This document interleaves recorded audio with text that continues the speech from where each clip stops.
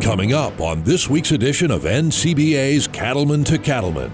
How will the fight for control of the U.S. Congress impact your cattle operation? We'll have some insights. Plus, we'll take you to the Texas rangelands to hear about a game changer in the fight against invasive prickly pear. Now, from the Denver headquarters of the National Cattlemen's Beef Association, it's NCBA's Cattlemen to Cattlemen. Hello and welcome to NCBA's Cattlemen to Cattlemen. I'm Kevin Auctioner. We're just 1 week away from the midterm elections, an important day that will determine who controls the U.S. Congress. Any changes to the legislative branch of the federal government have the potential to help or harm those of us in the cattle business. That's why Colin Woodall, NCBA's Senior Vice President of Government Affairs, says it's critical that everyone in the beef industry gets out on Tuesday and votes. Over the past 2 years, we have had a tremendous amount of success in working with the administration and Congress to implement the policy priorities that you, as NCBA's members, have passed. We want to have the ability to continue to put wins on the board for cattle producers. But in order to do that, we need to make sure that we have a Congress that is willing to work with us and support us. That means that we need members on both sides of the aisle that understand what we do and are willing to step up and take on that fight. You are a key component to ensuring that that happens. November 6th is Election Day. You need to make sure that you show up to the poll and cast your vote.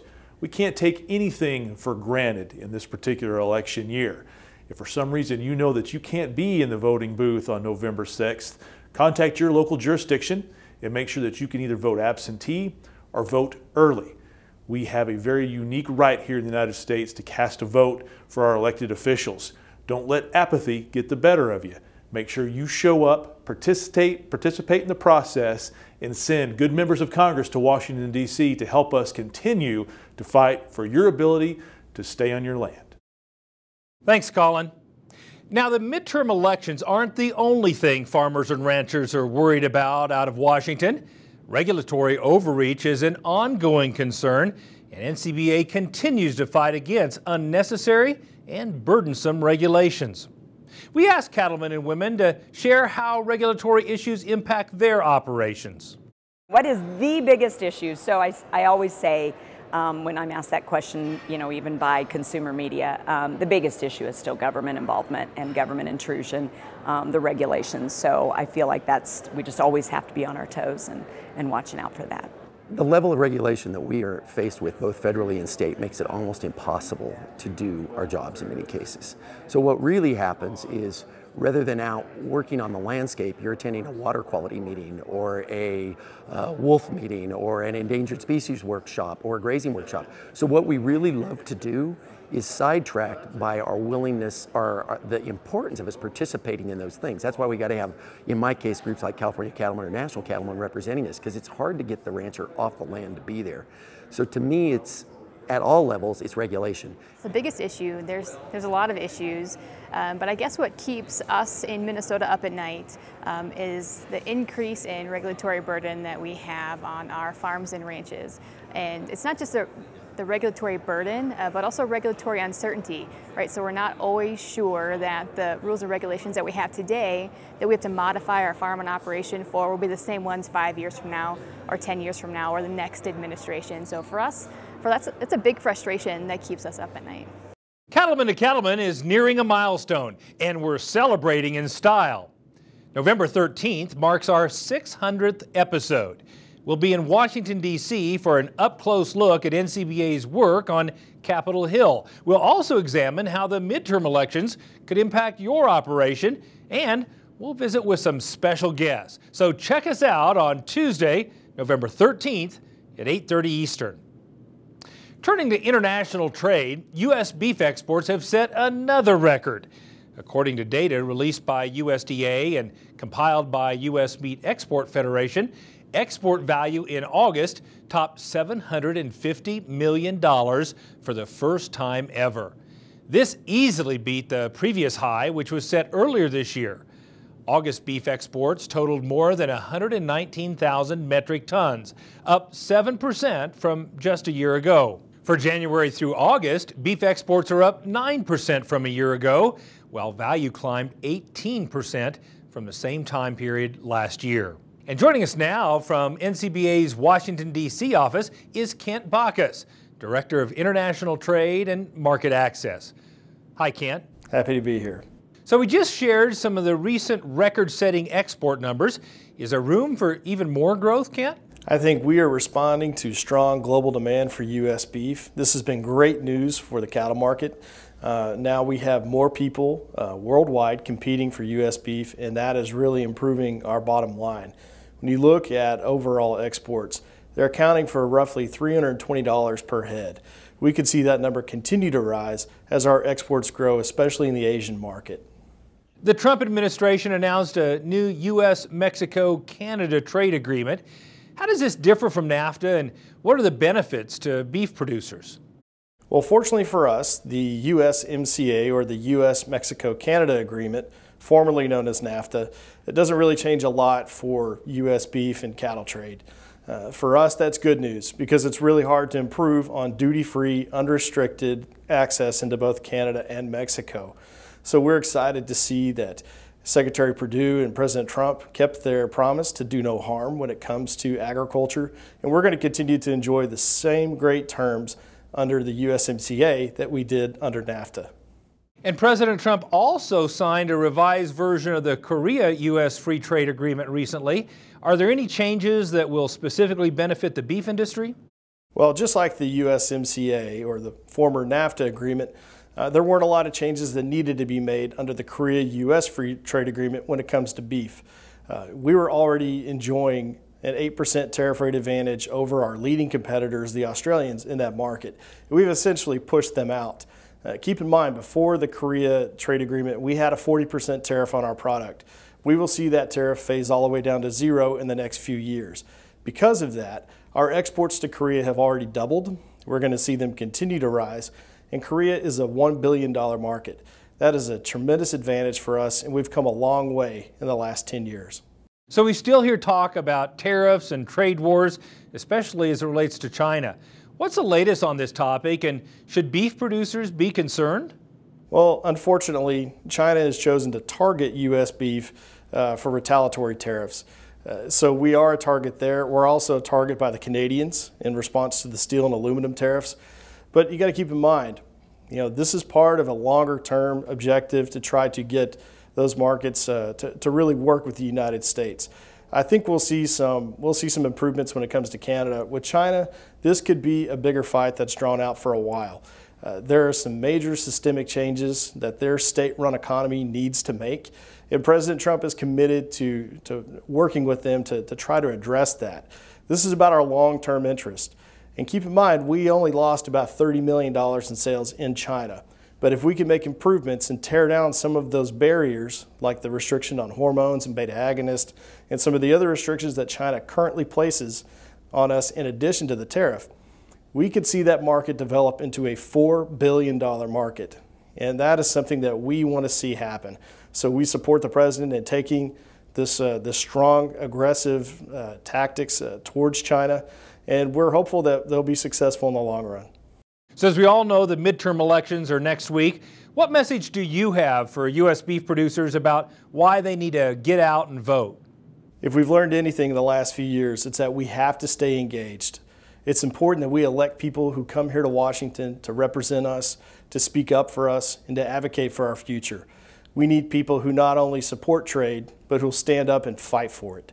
Those are the kind of people we need here in Washington. And the only way we're going to make sure that they're here is to get out and support them. So I encourage everyone to get out and vote early, and continue to support the pro-trade, pro-ag agendas that we desperately need in our industry. Thanks so much for your time today, Kent. You can help NCBA fight for common sense federal policies and against efforts that threaten the future of our beef cattle industry by joining me as a member of NCBA. When you join, you'll receive the members-only Beltway Beef newsletter, a weekly update straight from Washington, D.C. This will help you stay up to date on the latest key policy initiatives that will impact your business. It's easy to become a member. Just call 1-866-233-3872, or you can visit the website ncba.org. Still ahead on NCBA's Cattlemen to Cattlemen, we'll show you a powerful new tool that can help ranchers in the fight against prickly pear. And later, we'll visit an award-winning family ranch in South Dakota. Stay with us. We'll be right back.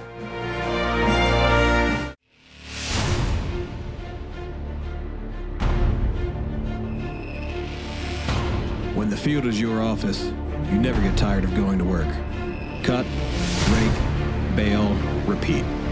New Holland offers the power and versatility to get through the day. From small squares to large squares and everything in between, New Holland has you covered. Visit your local dealer today to find out more. New Holland, equipped for a new world. Hey folks, I'm Bobby Hebert of Cajun Cannon from the New Orleans Saints. Come on down to the Big Easy for the 2019 Cattle Industry Convention and NCBA Trade Show. It'll be the biggest and the best you've ever seen. There'll be great food, fun, and outstanding music from country music duo Big and Rich.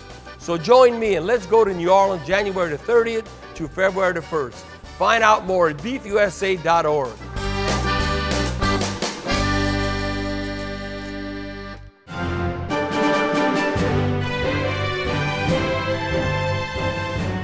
Welcome back.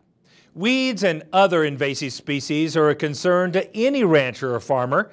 They can reduce grass yields, and many are unpalatable or even toxic to livestock. That's why producers are always on the lookout for new ways to control unwanted species in their pastures. Cattlemen to Cattlemen reporter Brian Baxter has more on a new tool that could be a game changer in the fight against prickly pear cactus. Grass is a valuable resource on any operation, but it's especially important on ranches in the Southwest where the hot, dry climate can tax the quality and quantity of the forage. Not only does grazing have to be properly managed, but weed and brush control is critical as well. One troublesome plant is prickly pear, which has caused problems for many producers across the Southwest. We had just areas of prickly pear that you couldn't walk through, and the cattle couldn't walk through it, deer couldn't walk through it. It was just a huge problem, and it was just completely taking over the rangeland. There's ranches right here south of me that they didn't keep the mesquite and the prickly pear under control, totally went out of the cow business. It'll take it over. Prickly pear was a hot topic at a recent field day at Rafter L Ranch in Abilene, Texas. These water-robbing plants have been a thorn in the side of many ranchers because they can flourish in a wide variety of conditions. Prickly pear is a challenge in this part of the world just because it is very well adapted to West Texas. It has figured out how to survive in, not so friendly situations. It can increase in drought situations from 25 to 30% a year as far as space that it occupies. So it moves in a lot of times quicker than people expect. What the aggravating deal is about prickly pear is, for one, it limits the forage production greatly. Somebody told me one time that you can grow a lot of grass underneath a mesquite tree.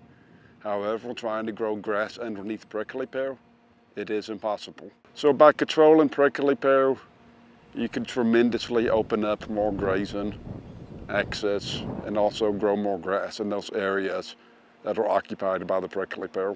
The good news is ranchers have a powerful new tool in the fight against prickly pear. Mesiview herbicide from Corteva Agriscience, the agriculture division of Dow DuPont, offers fast and consistent control of prickly pear. When spraying herbicides in the past, it would take several years before prickly pear would show symptoms and die. That's not the case with Mesiview, which produces results in a fraction of the time. That makes a pretty tough bill of sale to a rancher when you tell them, you can spray it this year, in 3 years you'll start getting a little bit of return on investment. And so we're constantly looking for herbicides that are more active on prickly pear in terms of speed of activity. And I think that's what we found in Mesiview. Mesiview is a combination of 3 different actives. Each one of those actives in there is doing something different. That's the part of it that's pretty neat to me, that we can have actives in there that not only help each other, but do something different to get to an end result that much faster. And that's what we're getting with MesoView. We've essentially found a quicker way to kill prickly pear and a quicker way to see visual activity. MesoView can be applied from the air, on the ground with a broadcast rig, or you can treat individual plants. It's also gentler on oversprayed, non-target oak trees. In West Texas aerial trials, oaks have tolerated MesoView better than existing options and recovered from any effect sooner. Mark and Larry had a chance to try MesoView on their own operations, and both are impressed with the results. I don't think there was any doubt in our minds that Tordon and Surmount were going to work. They were all going to work. It's just a matter of how quickly they work. Both of them, you know, I feel like were fairly slow for the prickly pear to really become, you know, what I would consider dead. And what I do see with MesoView is that it's working a lot faster, and it looks like, well, I know in the previous 2 years it killed it a lot faster. So I think that that's important when you're having to wait for a process that might take 3 to 4 years. Anything you can do to speed it up and get grass production is what we're after. And that's what we do. That's what we're trying to grow grass as fast as we can. I tried every spray that's ever came out. I've done hand burning with pear burners, fed them to the cattle. I fought prickly pear in every way you can imagine. That MesoView, it seems like it's working this first year better than anything I've ever tried. And I think I've tried them all. And the MesoView is the best thing by far I've seen.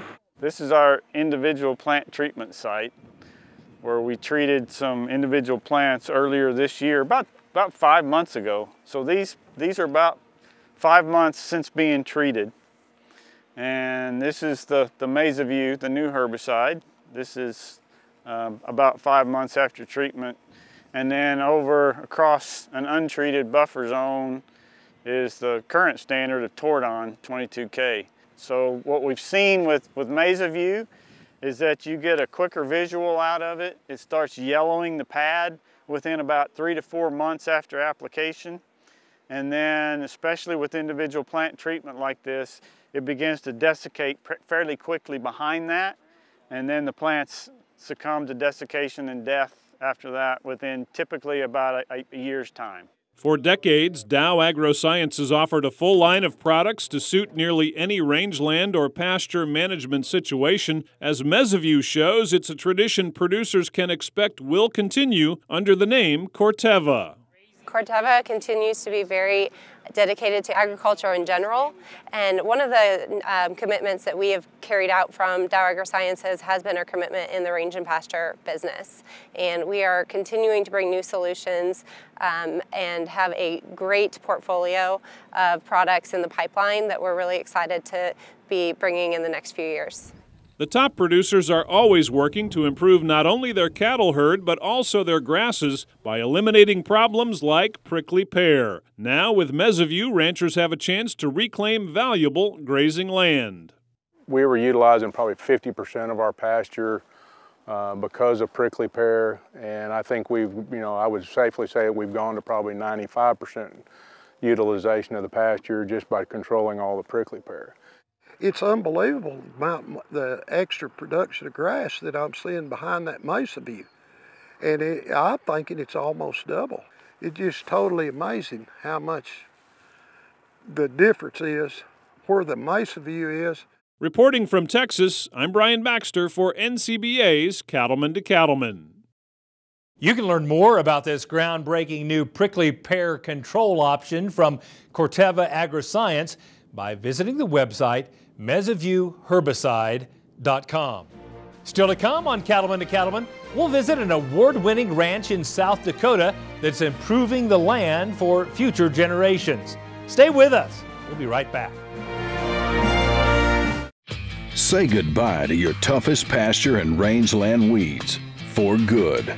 Because one product offers season-long control, handles the widest spectrum of broadleaf weeds, and clears the way for increased forage with greater grazing flexibility. so you get more beef per acre at a cost that can't be beat. It's Graze On Next HL herbicide, and if it's in your pastures, plain and simple, weeds won't be.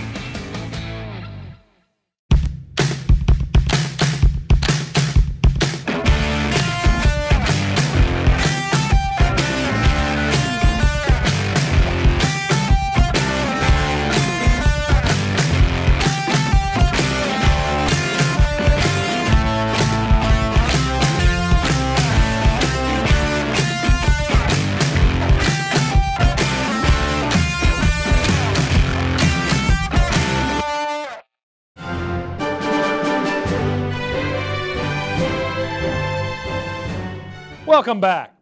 This week, we wrap up our series honoring the 2018 regional winners of the Environmental Stewardship Award. All of these operations are dedicated to preserving and protecting their natural resources for future generations that will one day live and work on the land. Let's head to South Dakota for a look at the winners from Region 7.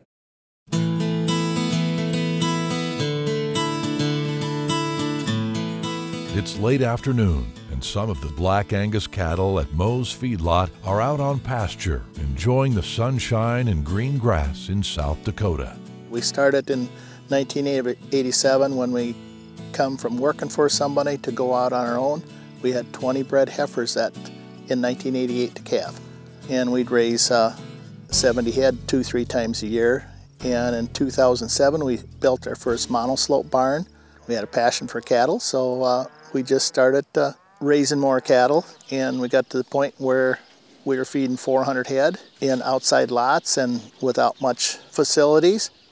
That changed when John and Danita's son, Brian, returned to the operation. The Moe's family knew they needed a way to support future generations, so they installed a new monoslope facility in order to increase the capacity of the feed yard.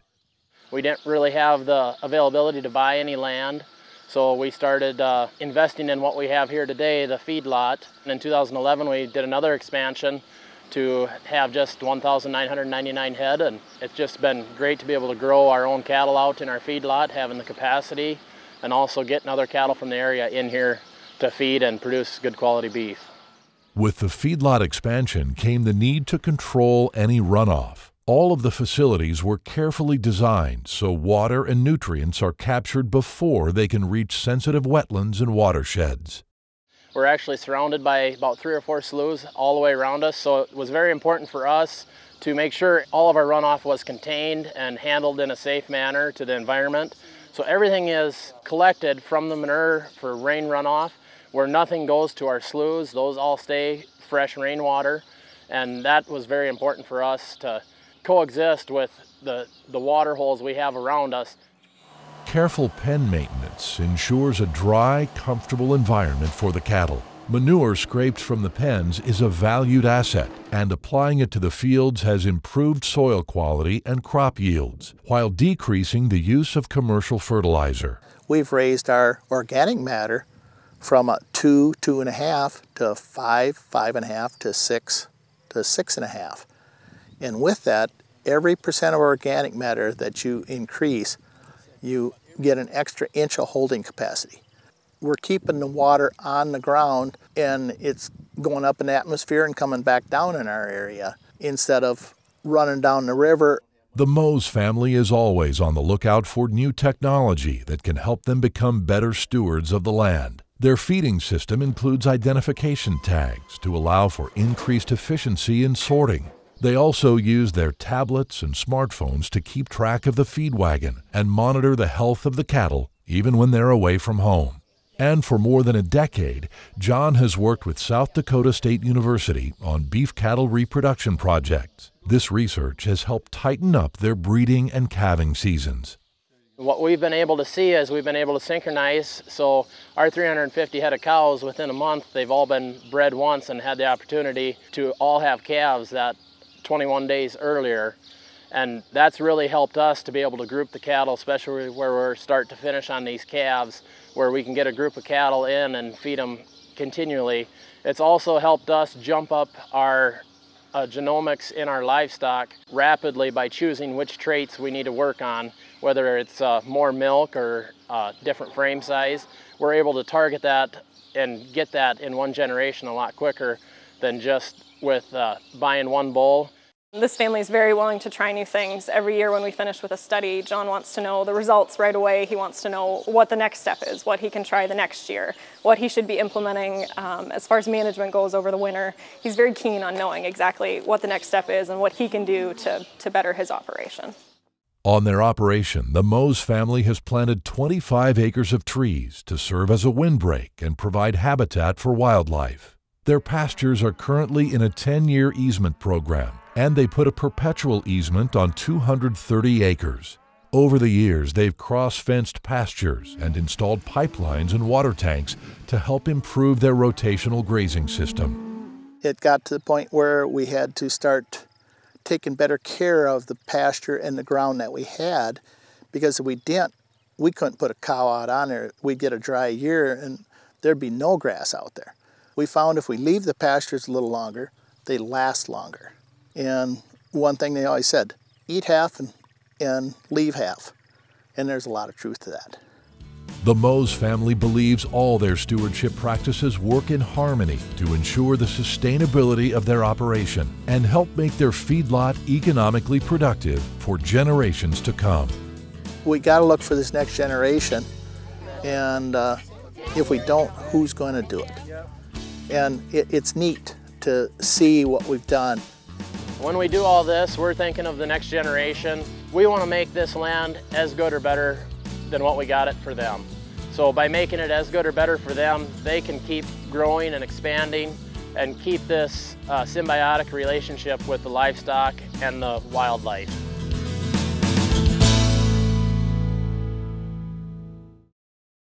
Now, if you'd like to find out more about the Environmental Stewardship Award winners, see photos and videos from their operations, or even learn how to nominate someone for the award, visit environmentalstewardship.org. Still to come on Cattlemen to Cattlemen, see how the Natural Resources Conservation Service is helping a Virginia farmer protect and improve his land. Stay with us. We'll be right back. At Case IH, we believe it's our job to provide you with solutions. That's why our Farmall and Maxim tractors, as well as our tools and attachments, are designed with you in mind. From mowing to baling to loading and more, we're here to help turn your to-dos into to-dones. At Case IH, we'll keep your days running smoothly with equipment that's durable, versatile, and highly efficient. No wonder farmers are more loyal to Case IH than any other brand. Visit your local dealer or go to caseih.com/livestock for more. When it comes to the beef business, there's no room for gray area. The decisions being made in Washington affect the future of the beef industry, the livelihood of your fellow farmers and ranchers. Your National Cattlemen's Beef Association knows there's what benefits cattlemen and there's what doesn't. To us, it's as clear as black and white. Visit joinncba.org to learn more.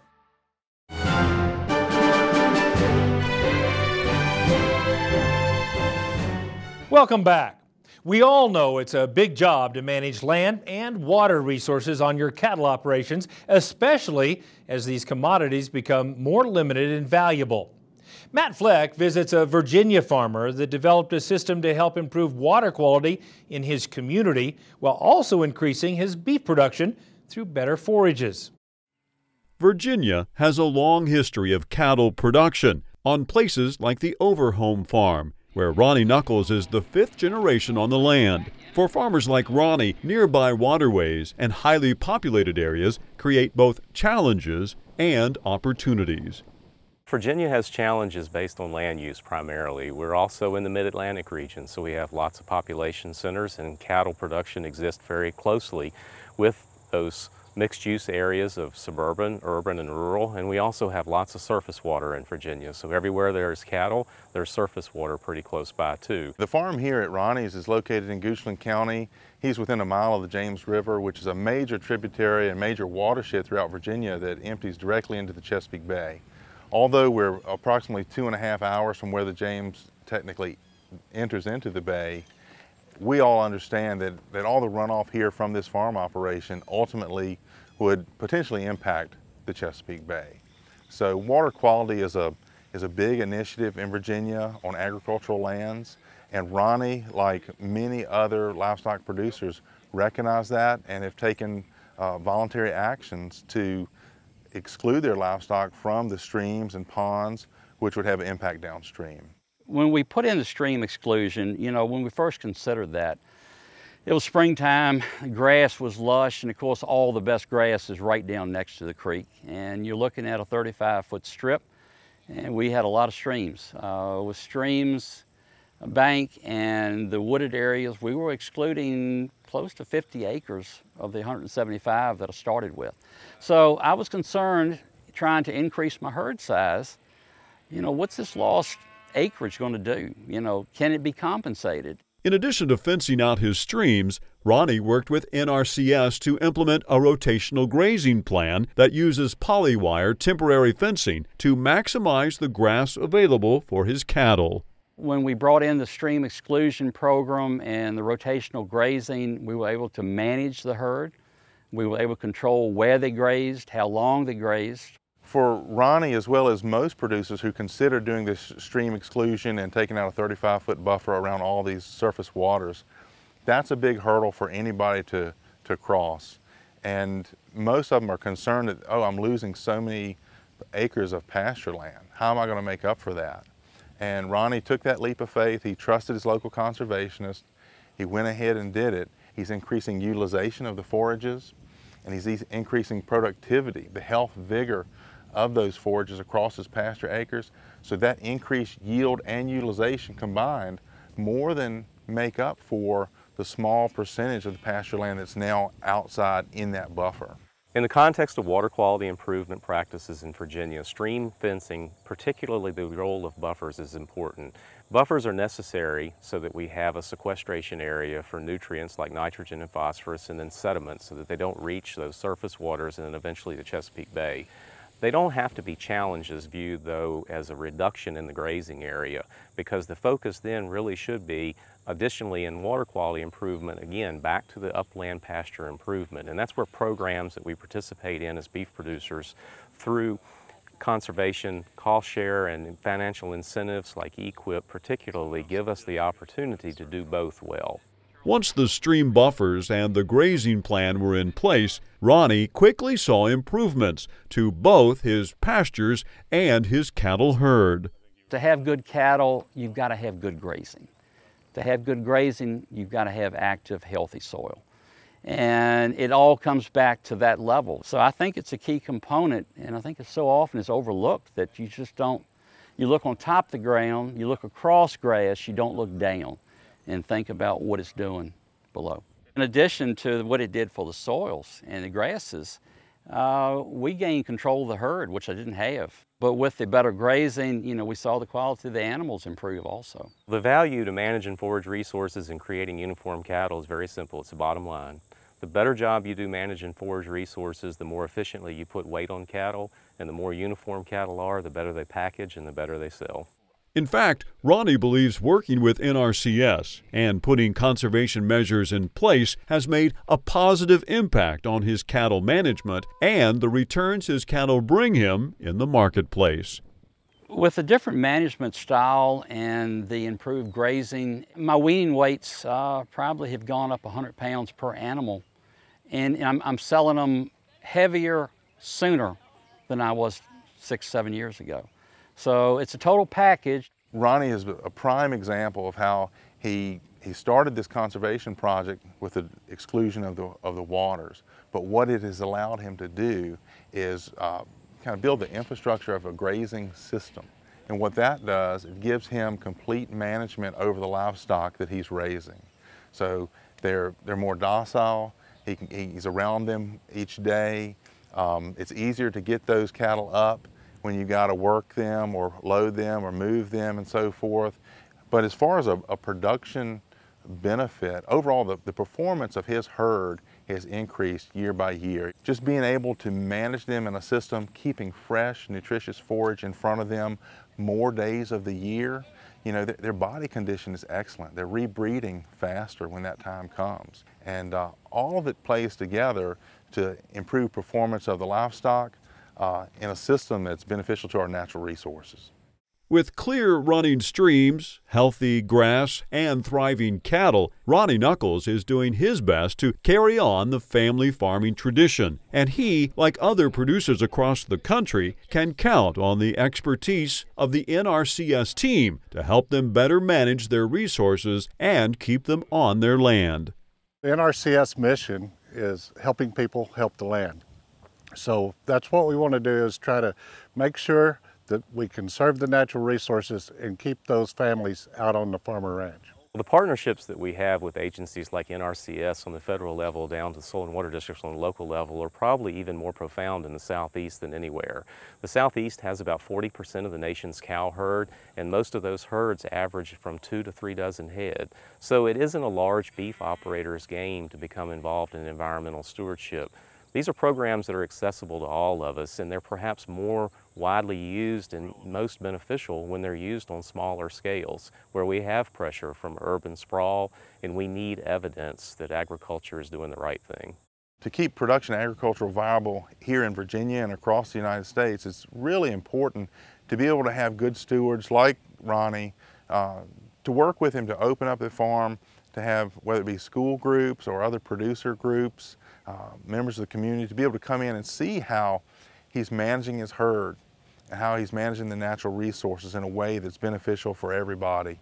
I think the services provided by the Natural Resource Conservation Service is one that's available to everybody. It doesn't matter the size of the farm or where you're located. They're here to serve all of us, and they've played a vital role here. And I would encourage anybody, even if you think you have a good system in place, talk to them, call them, check the website, see what they have to offer, see what you can learn through that cooperation. Reporting from the Overhome Farm in Goochland County, Virginia, I'm Matt Fleck for NCBA's Cattlemen to Cattlemen. If you have conservation practices you'd like to put in place on your operation, you should start by visiting with your local NRCS office about the technical and financial assistance they provide. Go to the website nrcs.usda.gov to find an office near you. Still ahead on Cattlemen to Cattlemen, you'll meet a family who's been running cattle in northeastern Nebraska for many generations, despite some personal setbacks. Stay with us. We'll be right back. No matter what job I've got to do, my John Deere 5E tractor can do it all. Whether I'm cutting, moving feed, or building a fence. Using my 5E means my work gets done faster at a price I can afford, and that works for me.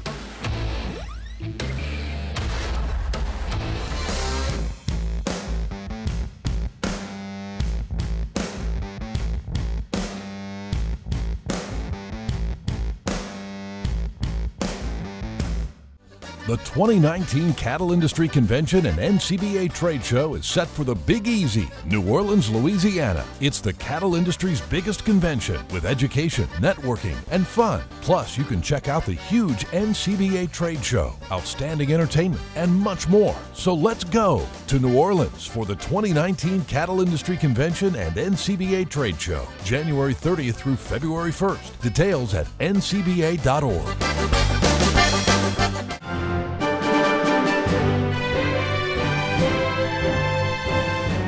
For many people, raising cattle isn't just a job, it's about continuing a legacy that was started many generations ago.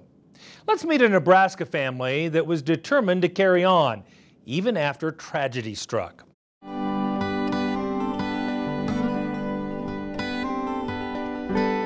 We're located in the northeast part of Nebraska, about 15 miles from the South Dakota border. There's a little over 2,000 acres. We run 400 cow-calf pairs here, along with up to a 1,500 head start-to-finish feedlot. My mom and dad started breeding cattle back in the early 70s. His dad and grandfather were both raised here also, so it's been here well over 100 years.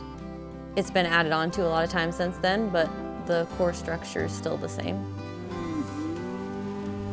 I think we're very fortunate in our area or in our operation to have most of our cattle within 20-mile radius of us. It's easy to manage, easy to keep track of them. We still have to find them in all the trees.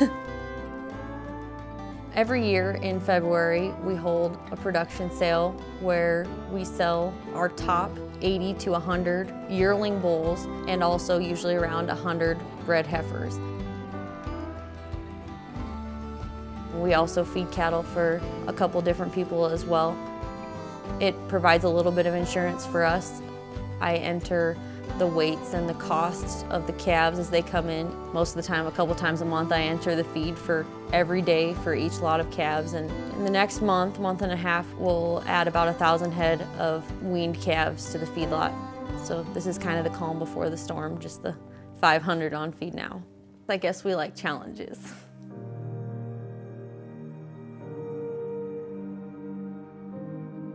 I think my dad always knew that I would come back here because he was okay when I decided not to continue nursing. I truly do love this. This is where I want to be. And I wanted to be closer to home. So after a semester, I come back and started pursuing an ag education. He got sick that next fall, and then I quit school at that point to come home and help Mom, and had no doubts that I wanted to be here. During and around the time that my dad was sick, people come and helped willingly, several of them, just because of my dad's concern for everybody.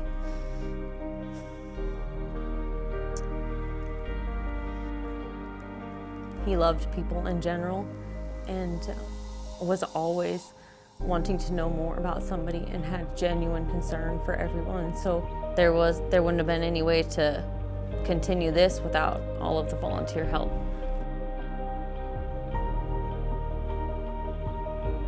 Brent and I met a month after my dad passed away moving cattle. His folks volunteered him to help us. I just took my horse up there and was riding down the road, and here comes this big dually pickup with a 3-axle on, and all of a sudden all these ATVs hop off of there. So I was kind of the slowpoke the whole day. I was on a horse and they were all on their 4-wheelers. But Jemmy hung with me all day long. She was right next to me. She didn't leave me, I guess, let's put it that way. So we just visited and had a good time the whole day, I guess. Sometimes I feel like I just kind of twisted his arm and he stayed. Some people say I set it up, but I left my leather gloves in her pickup, so she had to come back to my parents' house to give my gloves back. And I remember I called a buddy of mine and told me I found the perfect one. A few years after we were married, then we purchased the operation from my mom. I think for the first 5 years, it was definitely just maintain and just try and keep heads above water. We didn't really know which direction that we wanted to go.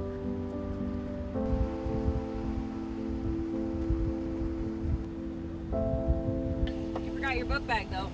And now we got 2 kids involved that are getting the age that, you know, we need to spend time with them too, not just work all the time.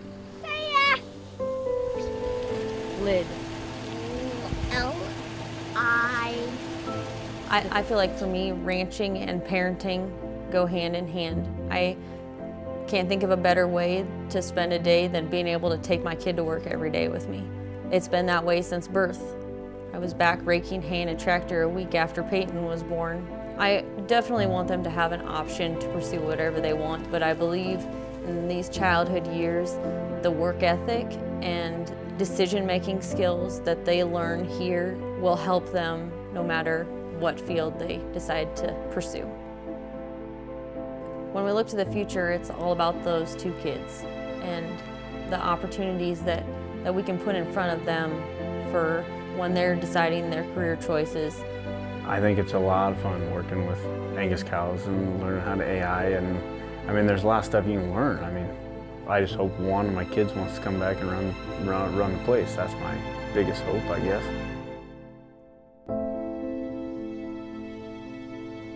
I sure know how much I enjoy one of my own steaks on the grill, and I sure hope there's people out east and around the world that enjoy that as much as we do, because that is the end game. Our cattle take care of us, so If we don't take care of them and keep their nutrition up to their optimum performance, we won't see it in return on our end.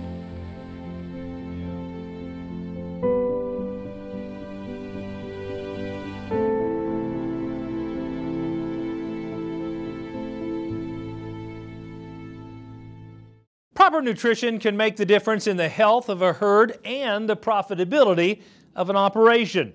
The folks at Purina offer a wide range of products designed to help your cattle achieve greatness at every stage of life. You can see for yourself at the website purinamills.com/cattle.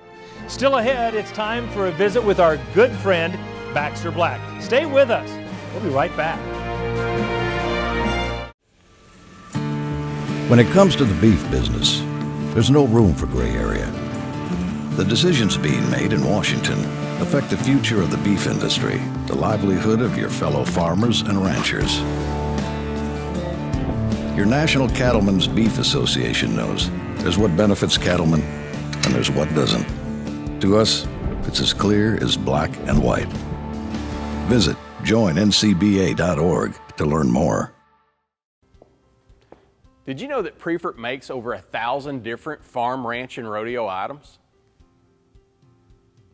And now, thanks to Prefert Direct, it's easier than ever before to get access to every item Prefert makes delivered direct to your local dealer.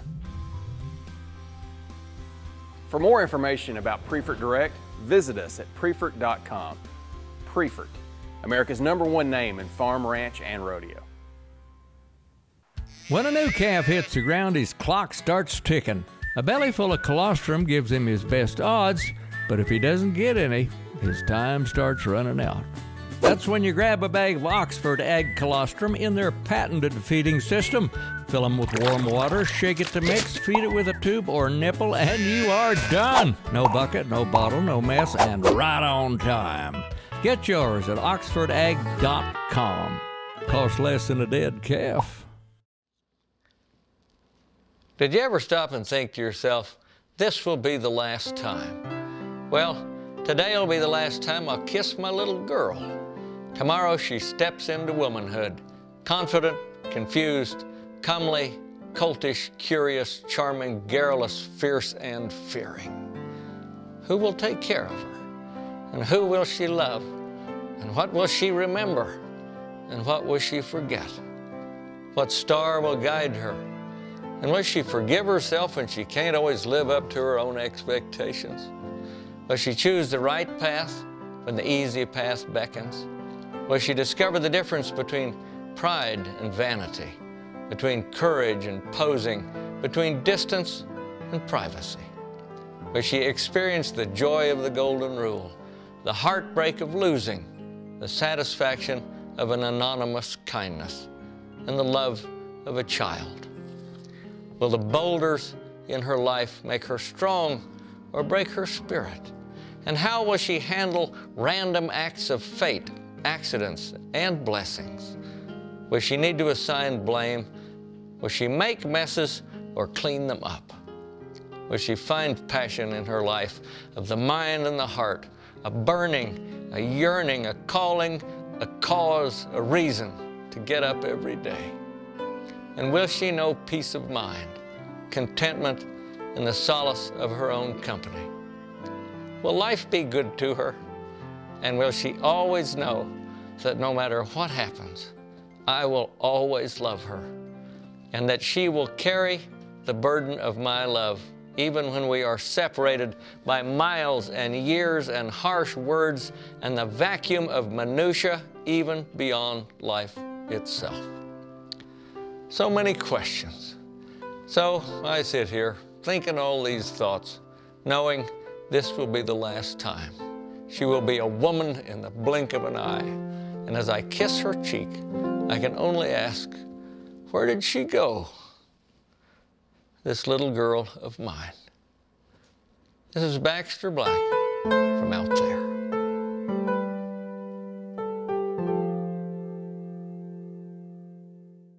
Thanks, Baxter. Being a parent of a senior in high school, I certainly appreciate your comments. Want to rewatch an episode of Cattlemen to Cattlemen or catch up on anything you've missed? Then visit our YouTube page. You'll find all our shows filled with educational segments and producer profiles from around the country. So check us out on YouTube. We're back right after this. Stay with us. Do you know all you need to about working cattle? Did you know there are proven methods that can reduce stress for the animals, for you and your crew? Now there's an easy way for you to learn from the experts who can help sharpen your stockmanship and stewardship skills. In interactive sessions, you'll learn better ways to work cattle more efficiently, skills that can help put more money in your pocket. Find out more and locate an upcoming event near you at the website stockmanshipandstewardship.org. Are you concerned about the impact government policies could have on your cattle business? One way to make your voice heard in Washington is by joining NCBA. When you join, you'll have access to key policy updates and insights from Beltway Beef. It's the best way to hear directly from NCBA's DC team. Beltway Beef provides valuable policy information, and it's free for NCBA members. Stay in touch with Beltway Beef. Join now at ncba.org.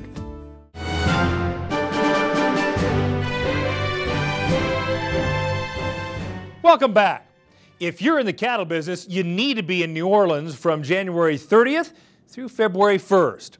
Those are the dates for the annual Cattle Industry Convention and NCBA Trade Show. Registration is open, so don't wait. Sign up today.